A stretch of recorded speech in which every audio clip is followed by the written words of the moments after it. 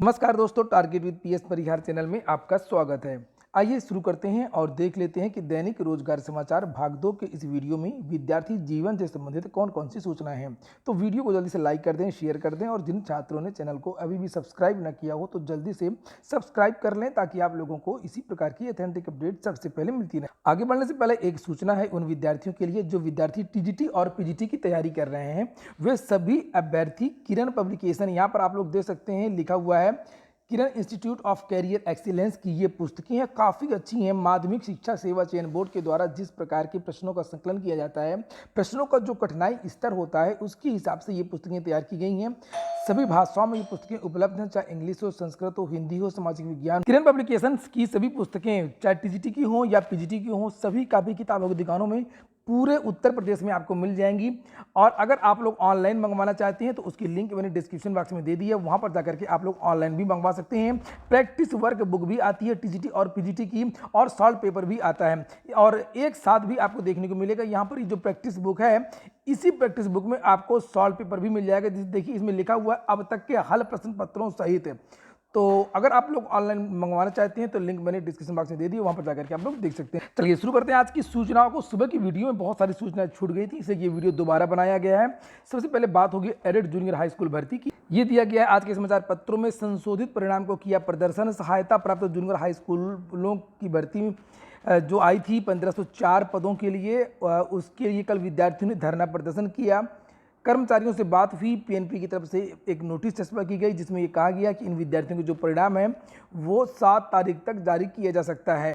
और इसके बारे में मैंने कल वीडियो भी दिखाया था। और यहाँ पर लिखा कि रजिस्ट्रार मनोज अहिरवार ने बताया कि एनआईसी से वार्ता हो गई है। 7 सितंबर तक संशोधित परिणाम वेबसाइट पर अपलोड होने की संभावना है।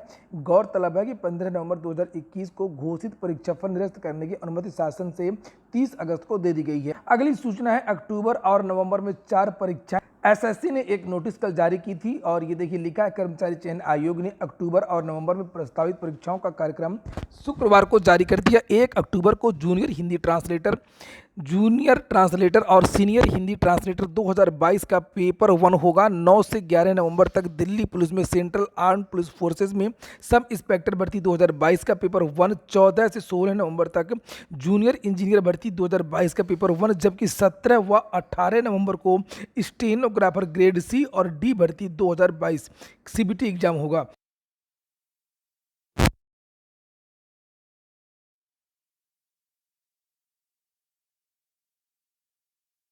सामुदायिक की भर्ती आउटसोर्सिंग से की जाएगी। प्रमुख सचिव बेसिक शिक्षा की तरफ से भेजे गए पत्र के आधार पर जिले में भी इसकी प्रक्रिया जल्द शुरू हो जाएगी। प्रमुख सचिव बेसिक शिक्षा की तरफ से भेजे गए पत्र में कहा गया है कि वर्तमान और भविष्य में रिक्त होने वाले इन पदों पर संविदा पर ही भर्ती होनी है।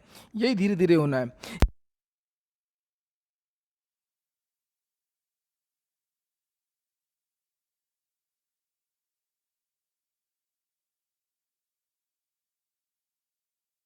के अलावा कंप्यूटर की जानकारी होनी चाहिए। तो जो विद्यार्थी एमबीए पास हैं वो इसके लिए आवेदन कर सकते हैं।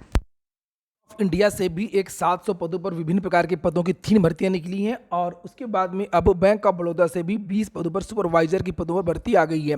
इन पदों पर अच्छा, आप लोगों को लगता होगा कि पद बहुत कम है तो क्या करेंगे आवेदन करके। तो कभी कभी ऐसा होता है कि बहुत कम पद है, कोई आवेदन नहीं करता है, और जो करता है तो उसी का चयन हो जाता है। लोक सेवा आयोग में हम बहुत सारी भर्ती में देखते हैं कि इंटरव्यू में कोई नहीं पहुंचा, साक्षात्कार में कोई नहीं पहुंचा, और ऐसा इसलिए होता है कि पदों की संख्या बहुत कम होती है, लोगों की रुचि नहीं रहती है। फिलहाल देखिए यहाँ पर क्या लिखा है कि इन पदों के लिए जो योग्यता है वो होनी चाहिए 21 से 45 साल। अभ्यर्थियों के पास मान्यता प्राप्त विश्वविद्यालय से ग्रेजुएशन होना चाहिए और साथ में कंप्यूटर का नॉलेज होना चाहिए। चयन का तरीका यहाँ पर बताया गया कि किस तरीके से चयन होगा। चयन के लिए साक्षात्कार का आयोजन किया जाएगा। अभ्यर्थियों की नियुक्ति अनुबंध के आधार पर 12 माह के लिए होगी। और पूरा नोटिफिकेशन देख लें, पूरी जानकारी मिल जाएगी। 19 सितंबर तक विद्यार्थियों को आवेदन करना। वेबसाइट है बैंक ऑफ बड़ौदा। अगली सूचना है चयनित आबकारी सिपाहियों को जल्द मिलेगी तैनाती। आबकारी विभाग में अधीनस्थ सेवा चयन आयोग से चयनित अभ्यर्थियों को जल्द नियुक्ति पत्र दिया जाएगा। इसके लिए प्रक्रिया शुरू हो गई है। पहले चरण में 376 चयनितों को नियुक्ति दी जाएगी। उसके बाद अन्य चयनितों को नियुक्ति पत्र प्रदान किया जाएगा। आबकारी विभाग में सिपाही के 405 पदों पर भर्ती की प्रक्रिया 2016 में शुरू हुई थी। लिखित परीक्षा, फिजिकल और मेडिकल। तो ये इस भर्ती के बारे में अभी हाल ही में कोर्ट की तरफ से जो छात्रों की जो याचिका है वो खारिज हो गई थी। छात्रों ने आरोप लगाया था ये भर्ती थी। विद्यार्थियों ने आरक्षण पर आरोप लगाया था कि जो महिलाओं को आरक्षण दिया गया है वो ज़्यादा है, महिलाओं के लिए 80 पद आरक्षित थे, लेकिन कुल 143 महिलाओं का चयन हुआ है। तो ये उल्लंघन है आरक्षण का। महिलाओं को फिजिकल में कई तरीके की बहुत सारी छूट दी गई थी, और लेकिन विद्यार्थियों को राहत नहीं मिली है। और हाईकोर्ट ने छात्रों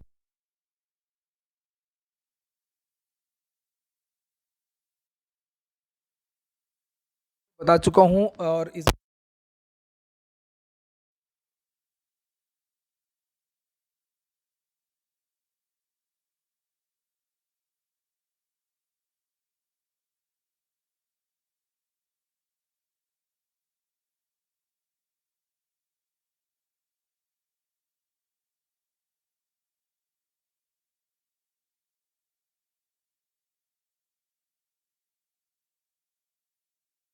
अगली जो सूचना है वो आर ओ 2023 विज्ञापन की है और पीसीएस 2023 की है।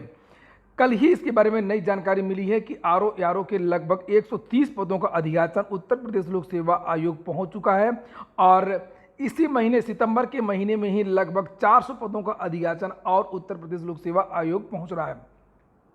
तो विज्ञापन के समय में ही लगभग 500 पदों पर इसका जो विज्ञापन है वो निकलेगा, और पदों की संख्या लगभग 700 से लेकर के 800 हो सकती है फाइनल आर ओ भर्ती की।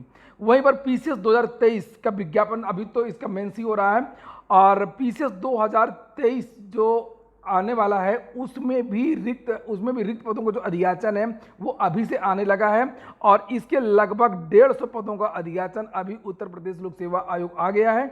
और इस बार पीसीएस और आर ओ इन दोनों पर बम्पर भर्ती होने की संभावना है, क्योंकि इस बार पहली बार 20-20 साल 30-30 साल से जिन लोगों के प्रमोशन नहीं हुए थे तो इस बार प्रमोशन हुए। और प्रमोशन से बहुत सारे जो पद हैं वो रिक्त हुए, चाहे वो अनुभाग अधिकारियों के हों, चाहे वो आर ओ के हों, चाहे वो ARO के हों।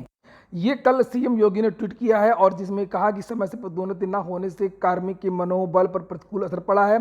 समस्त विभागों में भी सभी विभागीय प्रोन्नतियां 30 सितंबर तक सुनिश्चित करें। तो 30 सितंबर तक सभी प्रमोशन जो बचे हुए हैं लगभग तो सभी हो चुका है। अभी 3-4 दिन पहले लेखपालों का भी प्रमोशन हुआ, आप लोगों ने देखा होगा, सूची जारी हुई थी। और ARO के लगभग 400 पदों का प्रमोशन हो चुका है, आर ओ के भी और ARO के भी। इनके पदों का अधियाचन अभी आया नहीं है। पूरा उत्तर प्रदेश लोक सेवा आयोग, जिस अधियाचन की मैं अभी बात कर रहा था, ये अधियाचन भी उत्तर प्रदेश लोक सेवा आयोग आ जाएगा, लेकिन प्रमोशन हो गया अनुभाग अधिकारियों के पद पर। और इसी तरीके से जो पीसीएस के बहुत सारे विभाग हैं, बहुत सारे पद हैं, उसमें भी प्रमोशन की जो कार्रवाई है पूरी हो गई है लगभग। तो इस बार आपको पीसीएस में लगभग 800 पदों का भर्ती विज्ञापन तो भले ही कम, विज्ञापन तो कम का ही आता है, विज्ञापन तो 300 से लेकर के 400 पदों का देखने को मिलेगा, इससे ज़्यादा नहीं मिलेगा। बाद पदों की संख्या जब तक फ्री होगा तब तक ये 800 हो जाएगी।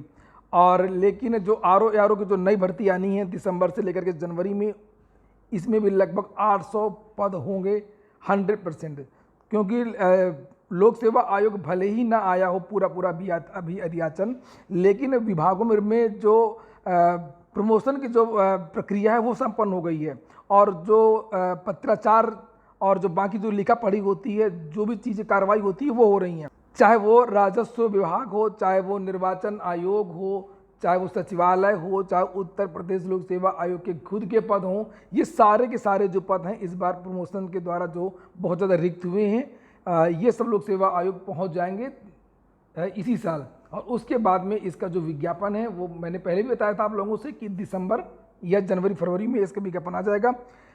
ज़्यादा संभावना है कि फरवरी के पहले आर ओ का जो आपका विज्ञापन है वो 100% जारी हो जाएगा। ये हो गया आज का वीडियो। पूरा वीडियो सुनने के लिए बहुत बहुत धन्यवाद।